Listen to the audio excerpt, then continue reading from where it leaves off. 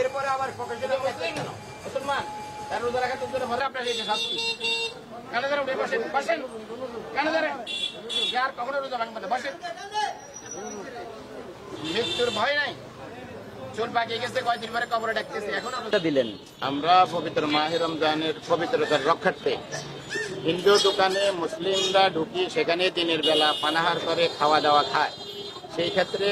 কোনো মুসলিম পবিত্র রমজানের পবিত্রতা রক্ষার্থে আমরা যে অভিযানটা করেছি এটা কোনো মুসলিম যারা কোনো হিন্দু হোটেলে দিনের বেলা কোনো খাওয়া দাওয়া না করে সবাইকে পবিত্র রোজা রাখার জন্য আমরা তাদেরকে অনুরোধ করেছি সকল মানুষ যেন রমজানের পবিত্রতা রক্ষা করে এবং রমজান মাসে যেন রোজা রাখে এবং হিন্দুদের জন্য আমাদের কোনো কি নাই বাধা নেই তারা তাদের হোটেল আছে তারা প্রফেশনে দিবালোকে সাদা তারা খাইতে পারবে কিন্তু মুসলমানরা যেন কোনো হিন্দু দোকানে না ঢুকে এই জন্যে আজকে মূলত আমাদের এই অভিযান।